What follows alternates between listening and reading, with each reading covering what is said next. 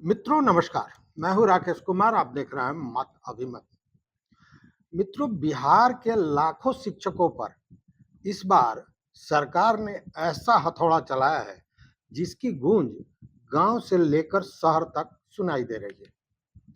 अब सवाल सिर्फ नौकरी का नहीं है, सवाल कमाई का है।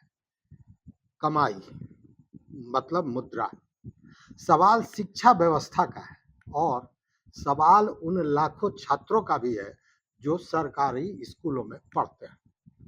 क्योंकि बिहार सरकार ने साफ साफ कह दिया है कि सरकारी शिक्षक अब न तो कोचिंग में पढ़ाएंगे, न ही होम ट्यूशन करेंगे।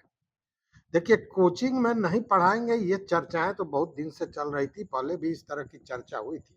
लेकिन अब होम ट्यूशन भी नहीं करना होगा, और अगर करते पकड़े गए तो सिर्फ चेतावनी नहीं, सीधा विभागीय कार्रवाई, मतलब अनुशासनात्मक कार्रवाई, और नौकरी पर भी संकट आ सकता है। लेकिन बड़ा सवाल है मित्रों कि क्या सरकार सही कर रही है या फिर उन शिक्षकों पर दबाव बनाया जा रहा है जिनकी खुद की आर्थिक हालत पहले से ही खराब बनी हुई है। आज हम इस पूरे मुद्दे पर हर पहलू को समझने की कोशिश करेंगे। आखिर सरकार ने यह आदेश क्यों निकाला? सबसे बड़ा सवाल। देखिए, सरकार का तर्क सीधा है कि सरकारी शिक्षक सरकार से वेतन लेते हैं, मतलब वो सरकारी शिक्षक हैं तो सरकार वेतन देती है, और उनकी प्राथमिक जिम्मेवारी सरकारी विद्यालयों के बच्चों को पढ़ाना है। लेकिन लंबे समय से शिकायतें मिल रही हैं कि कई शिक्षक स्कूल में जितनी ऊर्जा नहीं लगाते हैं, उससे ज्यादा समय, उससे ज्यादा मेहनत निजी कोचिंग या ट्यूशन करने में देते हैं। सरकार का मानना है कि इसका सीधा नुकसान सरकारी स्कूल में पढ़ने वाले छात्रों को होता है, और यही वजह है कि शिक्षा विभाग ने सभी जिलाधिकारियों को पत्र भेजकर निर्देश दिया है कि कोई भी सरकारी शिक्षक विद्यालय परिसर के अंदर या बाहर किसी भी कोचिंग संस्थान, निजी ट्यूशन सेंटर या व्यावसायिक शिक्षण संस्थान में पढ़ाने का काम नहीं कर सकता है। पूरी तरह इसे रोक दिया गया, इस पर अंकुश लगा दिया गया, और अगर ऐसा कोई करते हुए पकड़ा गया तो उसके खिलाफ सख्त कार्रवाई भी होनी तय है। अब मित्रों, सरकार की सबसे बड़ी दलील यही है कि सरकार का ये कहना है कि बिहार में अभी भी शिक्षकों की संख्या जरूरत से कम है। जो शिक्षक उपलब्ध हैं उन्हें नियमित प्रशिक्षण दिया जा रहा है, सरकार उन पर करोड़ों रुपए खर्च कर रही है। ऐसे में अगर शिक्षक अपना काम बाहर कोचिंग में देते हैं, अपना समय बाहर कोचिंग में देते हैं, तो सरकारी विद्यालयों की पढ़ाई प्रभावित होती है। अब सरकार चाहती है कि शिक्षक अपनी पूरी क्षमता और पूरा समय सरकारी स्कूलों के छात्रों को पढ़ाने में दे। और सरकार का संदेश साफ है इसको लेकर कि सरकार आपको वेतन इसलिए नहीं देती कि आप स्कूल के बाद निजी शिक्षा का कारोबार करें। लेकिन क्या कहानी इतनी आसान लगती है? जरा आप दूसरे तरफ देखिए, दूसरे एंगल से, मतलब शिक्षकों के तरफ से। कई शिक्षक इस आदेश को व्यवहारिक नहीं मानते हैं। उनका कहना है कि सरकार 100% काम की मांग तो कर रही है, लेकिन क्या सरकार 100% जिम्मेवारी निभा रही है? कई शिक्षकों का आरोप है कि कई बार वेतन भुगतान में महीनों की देरी हो जाती है। कई श्रेणियों के शिक्षक को समय पर वेतन नहीं मिलता। शिक्षकों की श्रेणियां भी हैं, नियोजित शिक्षक हैं, विशिष्ट शिक्षक हैं, उर्दू शिक्षक हैं, संस्कृत विद्यालयों के शिक्षक हैं, शारीरिक शिक्षक हैं, शारीरिक शिक्षा देने वाले। इन सभी वर्गों की अपनी अपनी अलग अलग समस्याएं हैं। ऐसे में बहुत से शिक्षक अतिरिक्त आय के लिए ट्यूशन या कोचिंग का सहारा लेते हैं, और उनका तर्क है महंगाई बढ़ रही है, बच्चों की फीस बढ़ रही है, घर का खर्च बढ़ रहा है।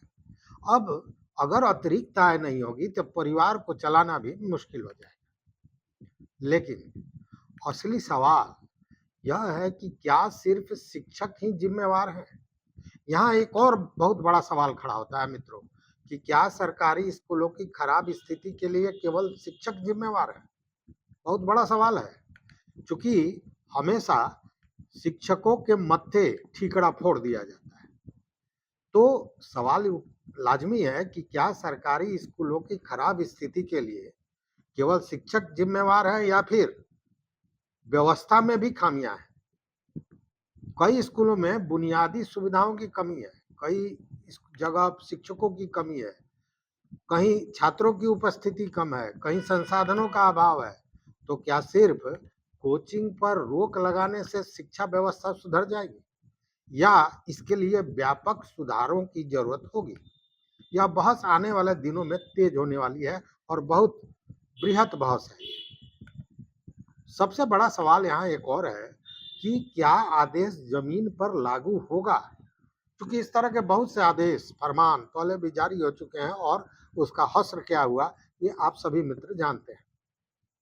और यही वह सवाल है जो बिहार की जनता पूछ रही है, क्योंकि बिहार में आदेश और उसका पालन बिल्कुल पृथक है, अलग अलग दो चीजें हैं। मैं आपके चैनल मत अभिमत के बेवाक बोल जो कार्यक्रम है उसके तहत यह सवाल करता हूं कि नियम तो बनते हैं, लेकिन क्या उस नियमों का अनुपालन होता है? कई बार नियम बनते हैं, आदेश जारी होते हैं, लेकिन जमीन पर सब कुछ पहले जैसे चलते रहता है। लेकिन इस बार शिक्षा विभाग का दावा है कि निगरानी भी होगी, जिलों में जांच होगी, सूचनाएं जुटाई जाएंगी और शिकायत मिलने पर कार्रवाई भी की जाएगी। यानी सरकार सिर्फ आदेश जारी करने या आदेश जारी करके हटने के मूड में नहीं दिख रही है। मतलब अब आदेश है तो उसका अनुपालन भी सरकार कराएगी।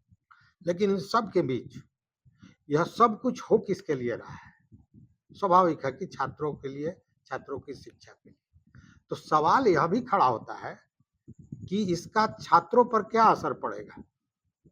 अगर यह आदेश सख्ती से लागू होता है तो दो संभावनाएं बनती है मित्रों। पहली संभावना यह कि सरकारी स्कूलों में शिक्षकों की उपस्थिति और जवाबदेही बढ़ सकती है। विद्यालयों में पढ़ाई की गुणवत्ता बेहतर हो सकती है, छात्रों को अधिक समय और शिक्षकों का अधिक ध्यान मिल सकता है। लेकिन एक दूसरी संभावना भी है और महत्वपूर्ण, कि कुछ शिक्षक इस फैसले से नाराज हो सकते हैं, शिक्षक संगठनों का विरोध बढ़ सकता है और अगर आर्थिक समस्याओं का समाधान नहीं हुआ तो असंतोष बढ़ना स्वाभाविक भी है। तो दोस्तों, अब आप जरा सोचिए कि बिहार सरकार का यह फैसला सिर्फ कोचिंग बंद करने का आदेश नहीं है, यह शिक्षा व्यवस्था को सरकार की नई सोच का संकेत भी देता है। ऐसे भी आप जानते हैं कि बिहार में शिक्षा व्यवस्था पर जितने प्रयोग हुए हैं उतना देश के किसी भी प्रदेश में नहीं हुआ है। अब यहाँ सरकार चाहती है कि सरकारी शिक्षक पूरी तरह से सरकारी विद्यालयों पर ध्यान दें, लेकिन शिक्षक पूछ रहे हैं, बेवाक बोल है कि क्या सरकार भी हमारी आर्थिक परेशानियों को उतनी ही गंभीरता से सुनेगी?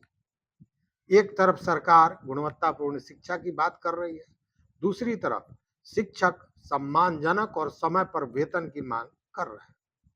यानी लड़ाई सिर्फ कोचिंग बनाम स्कूल का नहीं है मित्रों, बल्कि जिम्मेवारी बनाम सुविधा का है और अधिकार बनाम कर्तव्य का भी है।